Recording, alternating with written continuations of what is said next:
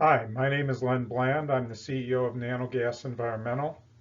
We make tiny bubbles that clean up the environment, and we're raising $30 million for a profit share in our company. Every day, people need water to survive, and some people don't have enough, and some people can't get any clean water. In fact, water is the new oil. It's the thing that's going to drive everything. You can see from 1995 until 2025 how much more the world is stressed in terms of getting to fresh water. One of the ways we go after wastewater problems is by targeting problems with ponds like sewage lagoons that are rural wastewater lagoons throughout the US. There's over 7,000 of them. We encountered one example, which was a 300-home Texas community facing a $1 million dredging cost because they had so much nasty algae that bugs were crawling on top of it and sludge that was starting to pile up. The lagoon was releasing methane and straining capacity.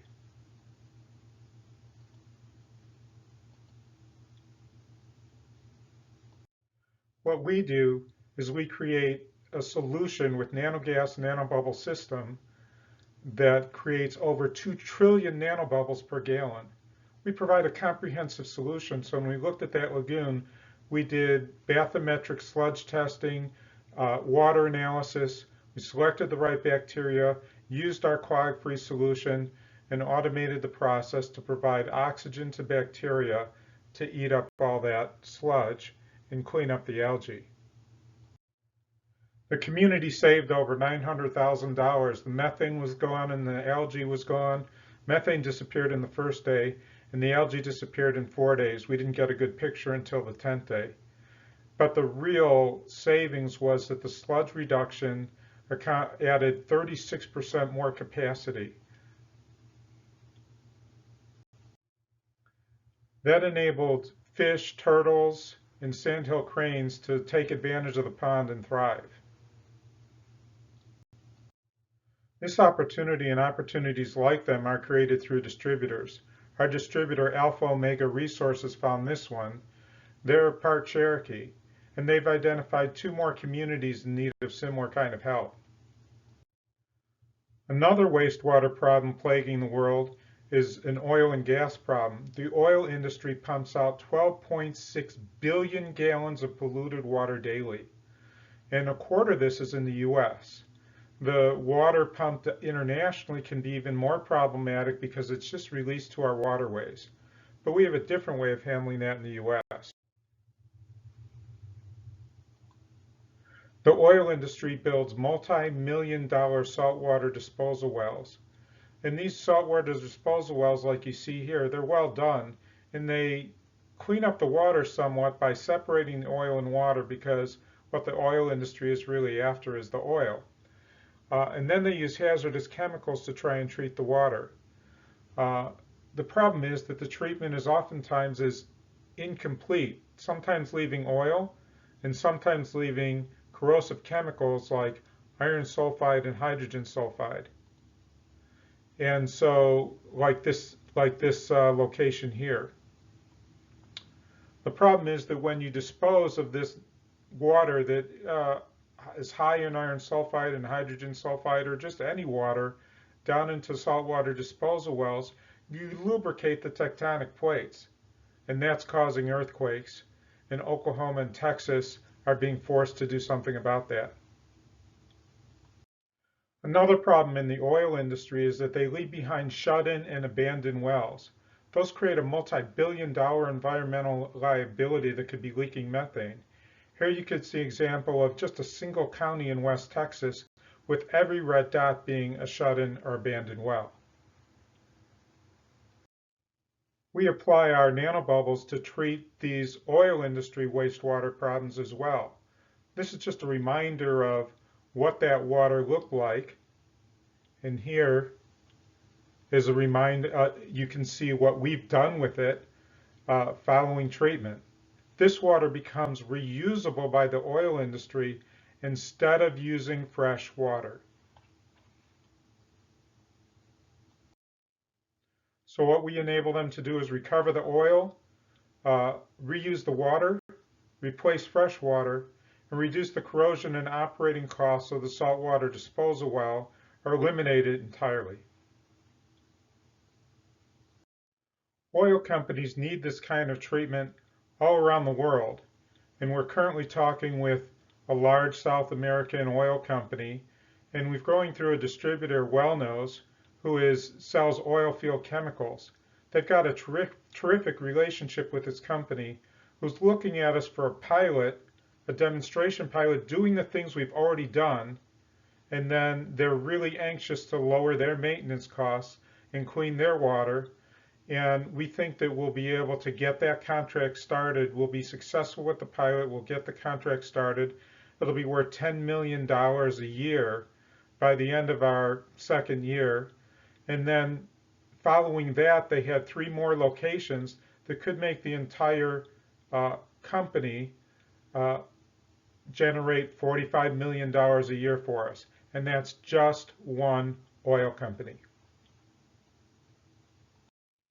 Then we're partnered with a publicly traded company, PCT Corp, to enhance oil recovery. We're renting 2 of our units to them right now.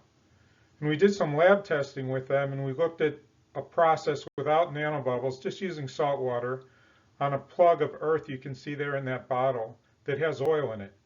Well, after 4 days, nothing really came out.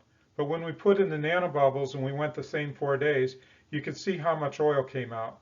This is the same kind of process that we're just proving in the lab that we can show that we will work in the oil wells.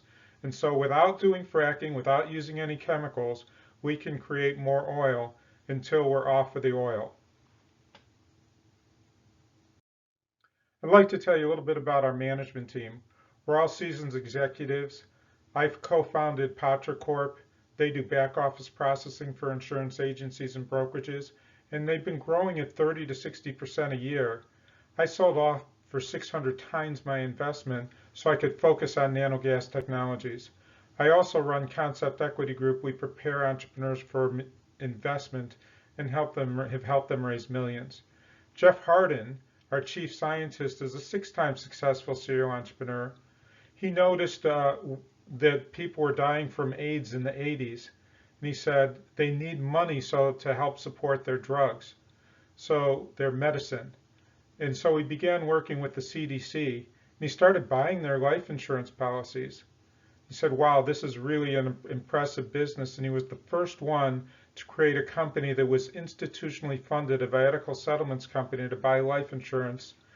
And he created a multi-billion-dollar market, and while he was in his company, they earned 67% on an annual basis. But we're thrilled to have added Dave Shimp as our Chief Operating Officer, because Dave is really helping us with direction and getting it done and speeding up the progress of the company.